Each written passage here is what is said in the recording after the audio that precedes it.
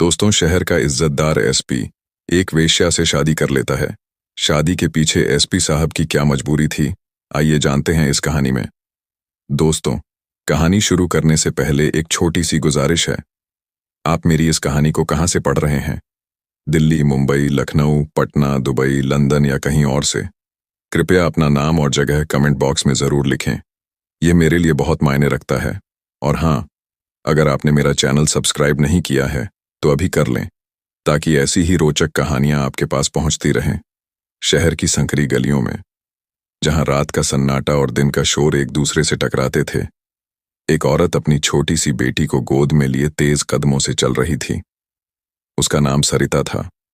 उसकी साड़ी फटी हुई, चेहरा थकान से भरा, लेकिन आंखों में एक अनकही आग थी, शायद उम्मीद की या शायद बदले की। उसकी बेटी, जिसका नाम काजल था, भूख से सुस्त पड़ी थी। सरिता आज एक अनजान रास्ते पर थी, जहां बड़े लोग आते जाते थे। उसने सुना था कि शायद कोई उसकी पुकार सुन ले। सड़क के किनारे एक काली जीप रुकी। सरिता ने हिम्मत जुटाई और बेटी को सीने से लगाते हुए जीप की खिड़की के पास पहुंची। उसने कांपती उंगलियों से खिड़की पर दस्तक दी। जीप में बैठा शख्स सादे कपड़ों में था, सफेद शर्ट, काली पैंट और चेहरे पर एक गहरी उदासी। सरिता ने उसे कोई साधारण आदमी समझा। उसकी आवाज में डर और लाचारी थी। साहब, मेरी बेटी कई दिन से भूखी है। आप मुझसे जो चाहें ले लीजिए, बस कुछ पैसे दे दीजिए। वह शख्स कोई और नहीं, शहर का नया ASP, superintendent of police Vikram Pratap Singh था। वह चौंक गया। दिन अभी ढला भी नहीं था और यह औरत, जिसके चेहरे पर मासूमियत के साथ साथ एक गहरी मजबूरी झलक रही थी, अपने जिस्म का सौदा करने को तैयार थी। विक्रम की भौहें सिकुड़ गईं। उन्होंने सरिता को गौर से देखा। उसकी आंखों में डर था, लेकिन एक मां की बेबसी भी साफ दिख रही थी। विक्रम ने अपनी आवाज को नरम रखते हुए कहा, तुम मेरे साथ मेरे घर चलो, मैं तुम्हें पैसे दूंगा। सरिता का दिल जोर से धड़का। उसने काजल को और कसकर पकड़ा। साहब, आप मुझे कुछ उल्टा सीधा तो नहीं देंगे, ना ही कोई गलत काम करवाएंगे? उसकी आवाज में शक था। विक्रम ने हल्का सा मुस्कुराते हुए कहा, नहीं, मैं ऐसा कुछ नहीं करूंगा। तुम निश्चिंत होकर चलो। सरिता ने एक पल सोचा। उसके पास कोई और रास्ता नहीं था। काजल की भूख और उसकी अपनी बेबसी उसे विक्रम की जीप में बैठने को मजबूर कर रही थी। वह बेटी को गोद में लिए जीप में बैठ गई। जीप शहर की भीड़ से निकलकर एक साधारण से बंगले के सामने रुकी। बंगला बाहर से सादा था, लेकिन साफ सुथरा। विक्रम ने दरवाजा खोला और सरिता को अंदर आने का इशारा किया। घर में सन्नाटा था, न कोई नौकर, न परिवार। विक्रम ने बताया कि वह अकेले रहते हैं। उनकी पत्नी की कई साल पहले मृत्यु हो चुकी थी और उनका कोई बच्चा नहीं था। सरिता का मन और घबराया। उसने सोचा, क्या यह शख्स सचमुच उसकी मदद करेगा या फिर उसका फायदा उठाएगा? विक्रम ने सरिता को बैठने को कहा और किचन की ओर बढ़े। उन्होंने एक गिलास पानी लाकर सरिता की ओर बढ़ाया। सरिता ने पानी का गिलास देखकर पीछे हटते हुए कहा, नहीं साहब, मैं पानी नहीं पीऊंगी। विक्रम ने उसकी घबराहट समझी। उन्होंने बिना कुछ कहे वह गिलास खुद अपने होठों से लगाया और पूरा पानी पी लिया। देखो, इसमें कुछ नहीं है, तुम निश्चिंत रहो। सरिता का मन थोड़ा हल्का हुआ, लेकिन वह अभी भी सतर्क थी। विक्रम ने फिर कहा, चलो पहले खाना खा लो, फिर बात करेंगे। सरिता ने मना किया, नहीं साहब, मैं खाना नहीं खाऊंगी, बस आप मुझे पैसे दे दीजिए। विक्रम ने हल्का सा गुस्सा दिखाते हुए कहा, अगर पैसे चाहिए तो पहले खाना खाओ, मैं कोई ऐसा वैसा इंसान नहीं हूं। सरिता ने काजल की ओर देखा, जो भूख से बिलख रही थी। उसने हार मान ली। विक्रम ने अपने हाथों से थाली में खाना परोसा, रोटी, दाल और एक सब्जी। उन्होंने काजल के लिए एक गिलास दूध भी लाया। सरिता ने काजल को दूध पिलाया और खुद भी थोड़ा सा खाना खाने लगी। विक्रम भी उनके साथ बैठकर खाना खाने लगे। सरिता को यह सब अजीब लग रहा था। उसने कभी नहीं सोचा था कि कोई अनजान शख्स इतनी इज्जत से उसका ख्याल रखेगा। खाना खत्म होने के बाद विक्रम ने सरिता से पूछा, तुम इस रास्ते पर क्यों आई? तुम्हारी क्या मजबूरी है? सरिता की आंखें भर आईं। उसने अपनी कहानी सुनानी शुरू की। साहब, मेरा नाम सरिता है। मेरे पति एक ट्रक ड्राइवर थे। 2 साल पहले उनकी सड़क हादसे में मृत्यु हो गई। मेरे ससुराल वालों ने मुझे और मेरी बेटी को घर से निकाल दिया। मेरे पति ने कुछ जमीन और पैसे छोड़े थे, लेकिन मेरे जेठ और देवर ने सब कुछ हड़प लिया। उन्होंने मुझे धमकाया और कागजात पर जबरदस्ती मेरा अंगूठा लगवाया। मेरे पास कोई नहीं था जो मेरी मदद करे। मैंने बहुत कोशिश की, लेकिन कोई काम नहीं मिला। मेरी बेटी भूखी मर रही थी, इसलिए मैंने यह गलत रास्ता चुना। विक्रम का दिल पसीज गया। उन्होंने सरिता से कहा, तुम यह काम छोड़ दो, मैं तुम्हारी मदद करूंगा। उन्होंने अपनी जेब से कुछ पैसे निकाले और सरिता को देते हुए कहा, हर महीने तुम मुझसे पैसे लेने आया करो, लेकिन यह काम मत करना, और तुम्हारे पति की प्रॉपर्टी भी मैं तुम्हें वापस दिलाऊंगा। सरिता की आंखों में आंसुओं के साथ साथ एक नई उम्मीद जागी। उसने विक्रम के पैर छूने की कोशिश की, लेकिन उन्होंने उसे रोक दिया। बस, अब तुम अपनी बेटी का ख्याल रखो। कल सुबह मेरे साथ अपने गांव चलो, मैं तुम्हारे ससुराल वालों से बात करूंगा। सुबह सुबह विक्रम अपनी जीप लेकर सरिता के गांव पहुंचे। सरिता अपनी बेटी को गोद में लिए उनके साथ थी। गांव में सरिता के ससुराल का घर बड़ा और पुराना था। सरिता के जेठ महेंद्र और देवर रवि दोनों भाई वहां रहते थे। दोनों की गांव में अच्छी खासी दबंगई थी। उनके पास पैसा था और स्थानीय नेता रामनाथ चौधरी से उनका गहरा रिश्ता था। विक्रम ने सरिता के साथ उनके घर का दरवाजा खटखटाया। महेंद्र ने दरवाजा खोला और सरिता को देखकर तंज कसते हुए कहा, अरे, तू यहां क्या लेने आई? अब क्या बचा है जो तू छीन लेगी? विक्रम ने अपनी सख्त आवाज में कहा, मैं एसपी विक्रम प्रताप सिंह बोल रहा हूं। सरिता के पति की प्रॉपर्टी जो तुमने हड़पी है, उसे वापस कर दो। महेंद्र और रवि एक दूसरे की ओर देखकर हंसे। रवि ने व्यंग्य भरी आवाज में कहा, एसपी साहब, आप शहर से आए हैं, लेकिन यहां हमारा दबदबा है। हमारे पास कागजात हैं, सब कुछ कानूनी है। आप जो मर्जी कर लो। विक्रम का चेहरा गुस्से से तमतमा गया, लेकिन उन्होंने खुद को शांत रखा। उन्होंने कहा, मैं तुम्हें आखिरी बार चेतावनी दे रहा हूं। अगर तुमने सरिता का हक नहीं दिया तो मैं कानून का रास्ता अपनाऊंगा। महेंद्र ने हंसते हुए कहा, कानून? साहब, यहां कानून हमारी जेब में रहता है। हमारे पास रामनाथ चौधरी का साथ है। आप चाहें तो कोशिश कर लीजिए। सरिता की आंखों में निराशा छा गई। उसे लगा कि शायद उसका हक उसे कभी नहीं मिलेगा। लेकिन विक्रम ने सरिता की ओर देखकर कहा, तुम घबराओ मत, मैं तुम्हें इंसाफ दिलाकर रहूंगा। विक्रम और सरिता गांव से शहर लौट आए। जीप की खामोशी को काजल की हल्की सी सिसकियां तोड़ रही थीं। सरिता उदास थी। वह सोच रही थी कि क्या उसका हक उसे कभी मिलेगा। विक्रम ने उसकी चुप्पी को तोड़ते हुए कहा, सरिता, तुम हिम्मत मत हारो। मैंने कहा ना, मैं तुम्हें इंसाफ दिलाऊंगा। सरिता ने हल्के से सिर हिलाया, लेकिन उसके मन में शक था। उसने देखा था कि महेंद्र और रवि कितने ताकतवर हैं। एक अकेला एसपी उनके सामने क्या कर पाएगा? फिर भी विक्रम की आवाज में जो आत्मविश्वास था, उसने सरिता के मन में एक छोटी सी उम्मीद जगा दी। शहर पहुंचते ही विक्रम ने सरिता को अपने घर के पास एक छोटे से किराए के कमरे में ठहरने का इंतजाम कर दिया। उन्होंने सरिता को कुछ पैसे दिए और कहा, तुम अपनी बेटी का ख्याल रखो, मैं कुछ दिन में तुमसे मिलने आऊंगा। तब तक तुम कहीं मत जाना और ना ही उस गलत रास्ते पर वापस लौटना। सरिता ने कृतज्ञता भरी नजरों से विक्रम को देखा और कहा, साहब, आप मेरे लिए इतना क्यों कर रहे हैं? मैं तो एक अनजान औरत हूं। विक्रम ने गहरी सांस लेते हुए कहा, सरिता, मेरी पत्नी की मृत्यु एक हादसे में हुई थी। वह भी तुम्हारी तरह अकेली थी जब मैं उसे मिला था। अगर मैं उसकी मदद न करता तो शायद वह आज जीवित न होती। मैं बस वही मदद तुम्हें देना चाहता हूं। सरिता की आंखें नम हो गईं। उसने काजल को सीने से लगाया और चुपचाप कमरे में चली गई। विक्रम अपने ऑफिस पहुंचे। उनका दिमाग महेंद्र और रवि की हेकड़ी से भरा हुआ था। वह जानते थे कि यह मामला आसान नहीं होगा। दोनों भाइयों का रामनाथ चौधरी से गठजोड़ था और शायद कुछ पुलिस वाले भी उनके साथ मिले हुए थे। विक्रम ने अपने विश्वासपात्र इंस्पेक्टर राजेश यादव को बुलाया। राजेश एक तेज तर्रार और ईमानदार पुलिस वाला था। विक्रम ने उसे सरिता की पूरी कहानी बताई। राजेश ने गंभीरता से सुना और बोला, साहब, महेंद्र और रवि का गांव में दबदबा है। उनके पीछे रामनाथ चौधरी का हाथ है। अगर हमें सरिता का हक दिलाना है तो हमें पहले चौधरी के कनेक्शन को तोड़ना होगा। विक्रम ने मेज पर रखा ग्लास उठाया और उसे उंगलियों में घुमाते हुए कहा, राजेश, मुझे इन दोनों भाइयों के सारे गलत कामों की जानकारी चाहिए।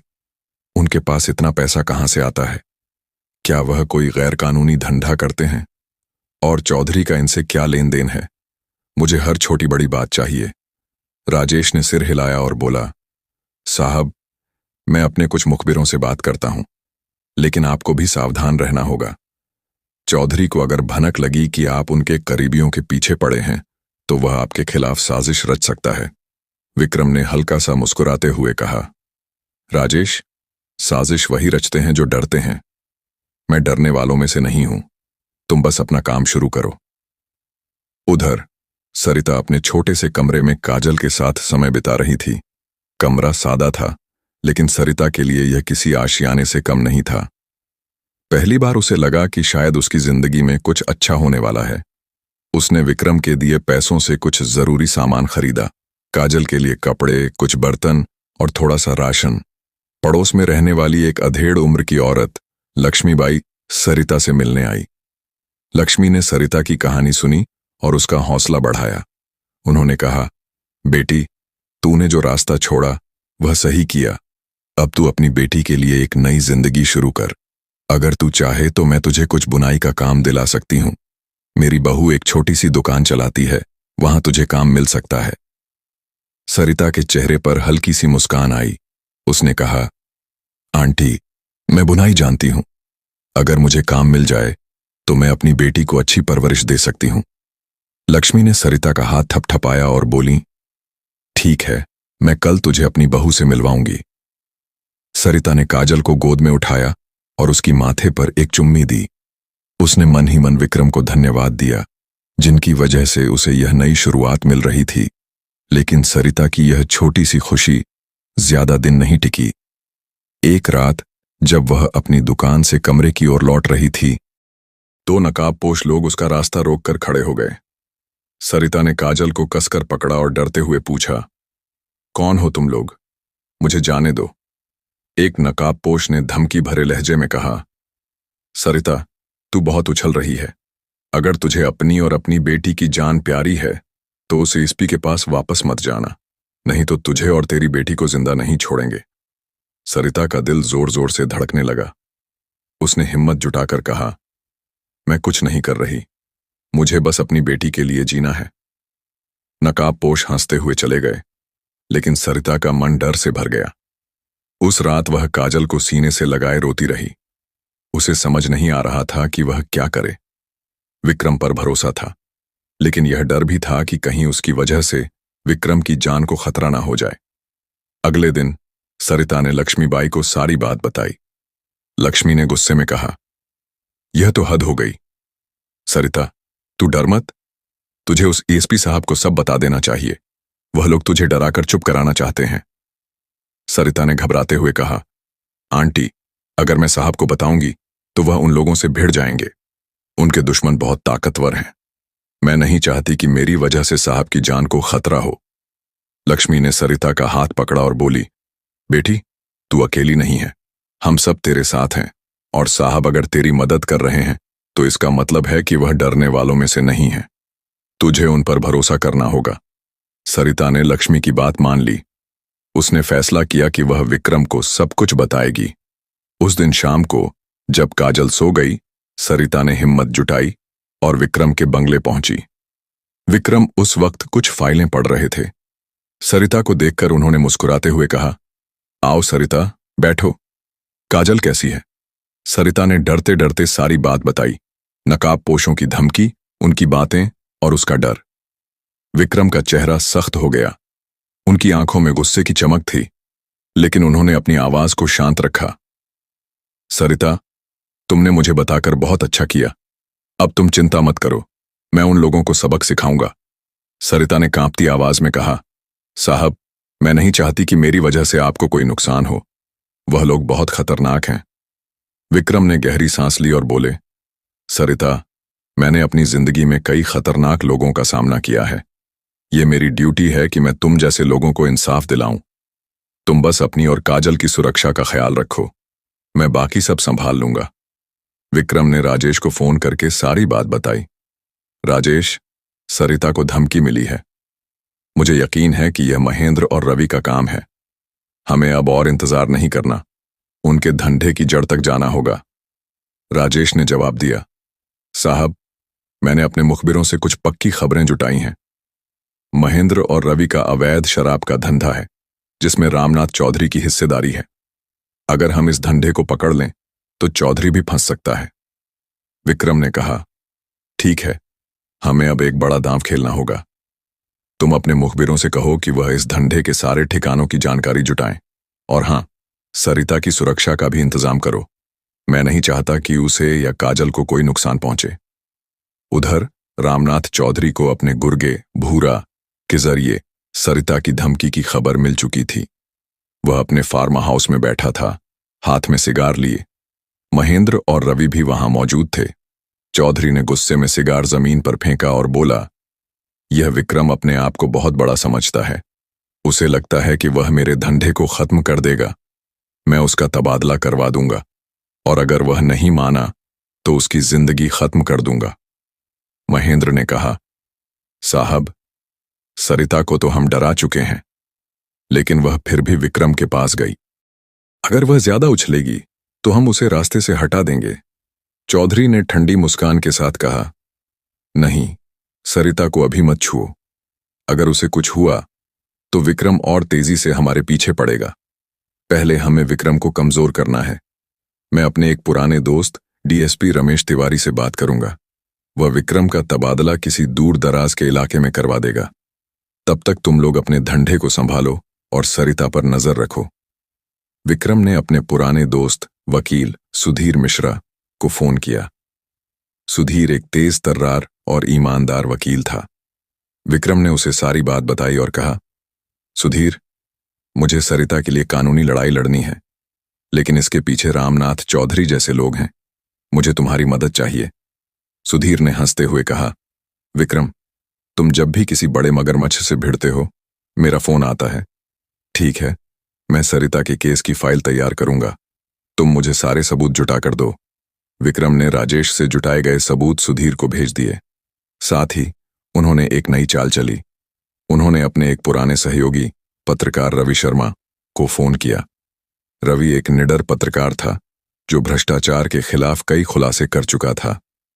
विक्रम ने उसे सारी जानकारी दी और कहा, रवि, मैं चाहता हूं कि तुम महेंद्र, रवि और रामनाथ चौधरी के गैर कानूनी धंधों की खबर अपने अखबार में छापो, लेकिन मेरा नाम इसमें नहीं आना चाहिए।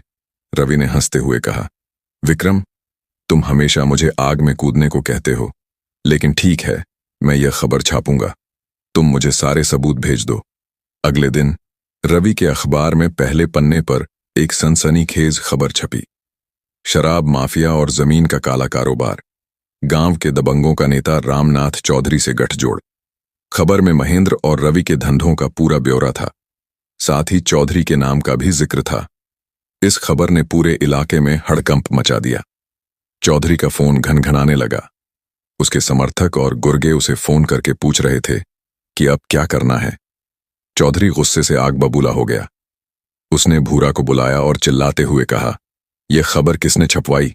मुझे उस विक्रम का सिर चाहिए। एक रात जब सरिता अपनी दुकान से लौट रही थी, उसे फिर से दो नकाबपोशों ने घेर लिया। इस बार उनकी आवाज और सख्त थी। एक ने कहा, सरिता, तूने बहुत बड़ी गलती की। तूने वह कागजात एसपी को दे दिए, है ना? अब तू और तेरी बेटी जिंदा नहीं बचेंगी।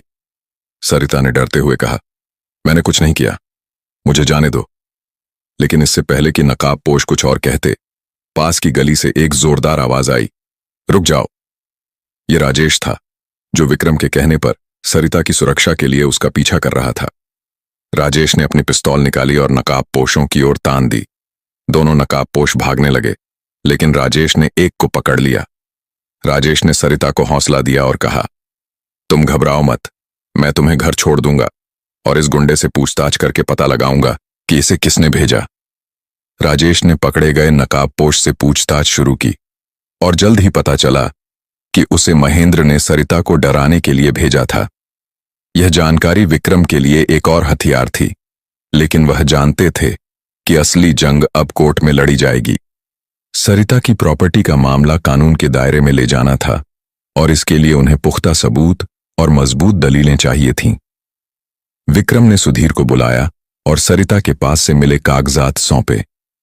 सुधीर ने कागजात को ध्यान से पढ़ा और कहा, विक्रम, ये दस्तावेज सरिता के पक्ष में मजबूत सबूत हैं। इनमें सरिता के पति के नाम पर दर्ज जमीनों का ब्यौरा है, लेकिन महेंद्र और रवि ने फर्जीवाड़ा करके इन जमीनों को अपने नाम करवाया है। हमें कोर्ट में यह साबित करना होगा कि सरिता पर जबरदस्ती दबाव डाला गया। विक्रम ने गंभीर स्वर में कहा, सुधीर, यह आसान नहीं होगा। महेंद्र और रवि के पास चौधरी का समर्थन है। वे कोर्ट में बड़े बड़े वकील लाएंगे। हमें कोई कसर नहीं छोड़नी। सुधीर ने मुस्कुराते हुए कहा, विक्रम, तुम सबूत जुटाओ, बाकी मैं संभाल लूंगा। जिला कोर्ट का माहौल गंभीर था। जज साहब रमेश चंद्र अपनी कुर्सी पर बैठे थे। उनकी निष्पक्षता की ख्याति पूरे इलाके में थी। कोर्ट रूम में सरिता, विक्रम और सुधीर एक तरफ थे, जबकि महेंद्र और रवि अपने वकील प्रकाश मेहरा के साथ दूसरी तरफ। प्रकाश मेहरा चौधरी का करीबी वकील था, जो अपनी चालाकी के लिए जाना जाता था। सुनवाई शुरू हुई। सुधीर ने सरिता का पक्ष रखते हुए कहा, माननीय जज साहब, मेरी मुवक्किल सरिता अपने पति की प्रॉपर्टी की हकदार है। उनके पति की मृत्यु के बाद उनके जेठ और देवर ने धोखे से सरिता का अंगूठा कागजात पर लगवाया और पूरी प्रॉपर्टी अपने नाम कर ली। हमारे पास मूल दस्तावेज हैं जो साबित करते हैं कि यह प्रॉपर्टी सरिता के पति की थी। जज साहब ने कागजात को ध्यान से देखा और फिर प्रकाश मेहरा की ओर देखकर कहा, आपके मुवक्किल का इस बारे में क्या कहना है? प्रकाश मेहरा ने आत्मविश्वास भरे लहजे में कहा, माननीय जज साहब, मेरे मुवक्किलों ने कोई गलत काम नहीं किया। सरिता ने अपनी मर्जी से प्रॉपर्टी के कागजात पर हस्ताक्षर किए। हमारे पास वह दस्तावेज हैं जिनमें सरिता का अंगूठा मौजूद है। सुधीर ने तुरंत जवाब दिया, जज साहब, सरिता अनपढ़ है। उसे कागजात का मतलब तक नहीं पता था। मेरे पास गवाह हैं जो साबित करेंगे कि सरिता को डराया धमकाया गया। प्रकाश मेहरा ने आपत्ति जताई, जज साहब, मेरे मुवक्किलों के धंधों का इस केस से कोई लेना देना नहीं है। ये कोर्ट को गुमराह करने की कोशिश है। जज साहब ने दोनों पक्षों को शांत करते हुए कहा, मैं इस केस को सिर्फ सबूतों और तथ्यों के आधार पर देखूंगा। सरिता, तुम कोर्ट के सामने अपनी बात रखो। सरिता का गला सूख रहा था। उसने विक्रम की ओर देखा, जिन्होंने उसे हौसले से भरी नजरों से देखा। सरिता ने हिम्मत जुटाई और कांपती आवाज में कहा, जज साहब, मेरे पति की मृत्यु के बाद मेरे जेठ और देवर ने मुझे और मेरी बेटी को घर से निकाल दिया। उन्होंने मुझे डराया और कहा कि अगर मैं कागजात पर अंगूठा नहीं लगाऊंगी तो वे मेरी बेटी को मार देंगे। मैं अनपढ़ हूं, मुझे नहीं पता था कि मैं क्या कर रही हूं। मैं बस अपनी बेटी को बचाना चाहती थी। सरिता की बात सुनकर कोर्ट में सन्नाटा छा गया। जज साहब ने गंभीर नजरों से महेंद्र और रवि को देखा, जो अपनी जगह पर असहज हो रहे थे। जज साहब ने कहा, मैं इस मामले की गहराई से जांच चाहता हूं। अगली सुनवाई में दोनों पक्ष अपने गवाह और अतिरिक्त सबूत पेश करें। तब तक सरिता और उसकी बेटी को पूरी सुरक्षा दी जाए। कोर्ट से निकलने के बाद विक्रम ने सरिता को हौसला दिया, सरिता, तुमने बहुत अच्छे से अपनी बात रखी। अब तुम चिंता मत करो, मैं और सुधीर बाकी सब संभाल लेंगे। सरिता ने कृतज्ञता भरी नजरों से कहा, साहब, मैंने कभी नहीं सोचा था कि मैं कोर्ट में अपनी बात कह पाऊंगी। ये सब आपकी वजह से हुआ। विक्रम ने मुस्कुराते हुए कहा, यह तुम्हारी हिम्मत की जीत है सरिता। अब तुम अपनी काजल का ख्याल रखो। लेकिन विक्रम को अंदेशा था कि चौधरी और उसके गुर्गे अब और खतरनाक कदम उठाएंगे। उन्होंने राजेश को फोन करके सरिता की सुरक्षा बढ़ाने का आदेश दिया। साथ ही उन्होंने रवि शर्मा से संपर्क किया और कहा, रवि, तुम्हारी खबर ने चौधरी को बैकफुट पर ला दिया है, लेकिन अब हमें और सबूत चाहिए। अगर तुम उनके शराब के धंधे की कोई ठोस जानकारी जुटा सको तो हम इन लोगों को जड़ से उखाड़ सकते हैं। रवि ने जवाब दिया, विक्रम, मैं अपने कुछ सूत्रों से बात कर रहा हूं। जल्द ही तुम्हें कुछ बड़ा मिलेगा। विक्रम का मन अब सिर्फ सरिता के इंसाफ तक सीमित नहीं रहा था। सरिता की हिम्मत, उसकी सादगी और काजल के लिए उसका अटूट प्यार विक्रम के दिल को छू गया था। वह सरिता की हर छोटी बड़ी बात पर गौर करने लगे थे। जब वह काजल को गोद में लेकर हल्के से लोरी गाती थी, जब वह डरते हुए भी कोर्ट में सच बोलने की हिम्मत जुटाती थी, या जब वह विक्रम की बातों को सुनकर हल्का सा मुस्कुराती थी। विक्रम को एहसास हो गया था कि यह सिर्फ हमदर्दी नहीं थी, यह प्यार था। लेकिन विक्रम एक सख्त और अनुशासित पुलिस वाले थे। उनके लिए अपने दिल की बात कहना आसान नहीं था। वह कई बार सरिता से अकेले में मिलने की सोचते, लेकिन हर बार उनकी हिम्मत जवाब दे जाती। उन्हें लगता कि शायद सरिता उनके इस प्यार को गलत समझे। फिर भी विक्रम का दिल बेकरार था। उन्होंने एक रात अपने बंगले में बैठकर एक चिट्ठी लिखी। सरिता, मैं नहीं जानता कि यह कहना सही है या नहीं, लेकिन मेरे दिल को अब चुप रहना नहीं आता। जब मैंने तुम्हें पहली बार देखा, तुम्हारी आंखों में सिर्फ दर्द और मजबूरी दिखा। लेकिन जैसे जैसे मैंने तुम्हें जाना, मुझे तुम्हारी हिम्मत, तुम्हारी सादगी और तुम्हारा प्यार दिखा। काजल के लिए और शायद कहीं ना कहीं मेरे लिए भी। मैं तुमसे प्यार करने लगा हूं सरिता। ये प्यार कोई मजबूरी नहीं, बल्कि मेरे दिल की सच्चाई है। मैं जानता हूं कि तुम्हारी जिंदगी आसान नहीं रही और मैं तुम पर कोई बोझ नहीं डालना चाहता। अगर तुम मेरे इस प्यार को स्वीकार कर सको तो मैं तुम्हें और काजल को हमेशा खुश रखने की कसम खाता हूं। लेकिन अगर तुम्हारा जवाब ना है तो भी मैं तुम्हारी मदद करता रहूंगा, क्योंकि तुम मेरे लिए हमेशा खास रहोगी। विक्रम। विक्रम ने चिट्ठी को एक लिफाफे में बंद किया और उसे राजेश के हाथों सरिता को भिजवाया। राजेश ने लिफाफा सरिता को देते वक्त हल्का सा मुस्कुराते हुए कहा, सरिता, यह साहब ने तुम्हारे लिए भेजा है, ध्यान से पढ़ना। सरिता ने लिफाफा लिया, लेकिन उसका मन उलझन में था। उसने काजल को सुलाने के बाद लिफाफा खोला और चिट्ठी पढ़ी। हर शब्द उसके दिल को छू गया। उसकी आंखें नम हो गईं। उसे विश्वास नहीं हो रहा था कि विक्रम जैसे इंसान, जो इतने बड़े ओहदे पर हैं, उससे प्यार कर सकते हैं। लेकिन साथ ही उसे डर भी था। वह खुद को विक्रम के लायक नहीं समझती थी। उसने चिट्ठी को सीने से लगाया और सोच में डूब गई। अगली सुनवाई का दिन आ गया। जज रमेश चंद्र के सामने कोर्ट रूम में दोनों पक्ष फिर से आमने सामने थे। इस बार सुधीर पूरी तैयारी के साथ आए थे। उनके पास एक गवाह, गोपाल चाचा की गवाही थी, जो उस दिन मौजूद थे जब महेंद्र और रवि ने सरिता को धमकाया था। इसके अलावा रवि शर्मा ने शराब के धंधे के ठिकाने की तस्वीरें और सबूत जुटाए थे, जो विक्रम ने कोर्ट में पेश किए। सुधीर ने अपनी दलील शुरू की। माननीय जज साहब, मेरी मुवक्किल सरिता को उसके हक से वंचित करने के लिए महेंद्र और रवि ने न सिर्फ धोखा दिया, बल्कि उसे और उसकी बेटी को जान से मारने की धमकी भी दी। हमारे गवाह गोपाल उस दिन मौजूद थे जब सरिता को जबरदस्ती कागजात पर अंगूठा लगवाया गया। इसके अलावा हमने यह भी साबित किया है कि महेंद्र और रवि अवैध धंधों में लिप्त हैं, जिससे उनकी विश्वसनीयता पर सवाल उठता है। गोपाल ने कोर्ट में गवाही दी और साफ साफ बताया कि कैसे महेंद्र ने सरिता को डराया था। उसकी गवाही ने कोर्ट रूम में सनसनी मचा दी। प्रकाश मेहरा ने गोपाल की गवाही को झूठा साबित करने की कोशिश की, लेकिन उनके पास कोई ठोस सबूत नहीं था। कई घंटों की बहस और गवाहियों के बाद जज साहब ने अपना फैसला सुनाया। इस कोर्ट का मानना है कि सरिता के साथ धोखाधड़ी और जबरदस्ती हुई। महेंद्र और रवि ने गैरकानूनी तरीके से प्रॉपर्टी अपने नाम करवाई। इसलिए कोर्ट आदेश देता है कि सरिता को उसके पति की पूरी प्रॉपर्टी वापस की जाए। इसके अलावा महेंद्र और रवि को अवैध शराब के धंधे और धमकी देने के जुर्म में उम्र कैद की सजा दी जाती है। कोर्ट रूम में सन्नाटा छा गया। सरिता की आंखें खुशी और राहत के आंसुओं से भर गईं। विक्रम ने उसकी ओर देखकर हल्का सा मुस्कुराया। महेंद्र और रवि को हथकड़ी पहनाकर कोर्ट से बाहर ले जाया गया, जबकि रामनाथ चौधरी की कुर्सी अब डगमगाने लगी थी। कोर्ट से बाहर निकलने के बाद सरिता ने विक्रम के सामने हाथ जोड़े और कहा, साहब, आपने मेरे लिए जो किया वह मैं कभी नहीं भूलूंगी। मेरी और काजल की जिंदगी आपकी वजह से बदल गई। विक्रम ने हल्के से कहा, सरिता, यह तुम्हारी हिम्मत की जीत है।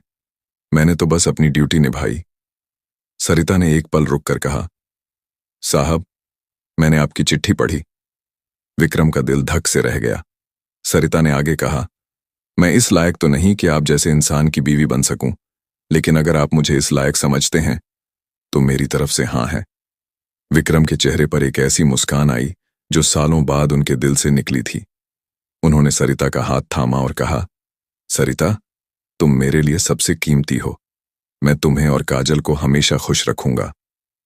कुछ महीनों बाद विक्रम और सरिता ने एक सादे समारोह में शादी कर ली। काजल अब विक्रम को पापा कहकर पुकारती थी। सरिता ने अपनी प्रॉपर्टी वापस पाकर एक छोटी सी बुनाई की दुकान खोली, जहां वह और लक्ष्मीबाई की बहू मिलकर काम करती थीं। विक्रम की ईमानदारी और हिम्मत की वजह से उन्हें सम्मानित किया गया। रामनाथ चौधरी के खिलाफ भी जांच शुरू हो चुकी थी और उसका साम्राज्य धीरे धीरे ढह रहा था। विक्रम और सरिता की जिंदगी अब प्यार, विश्वास और एक दूसरे के साथ से भरी थी।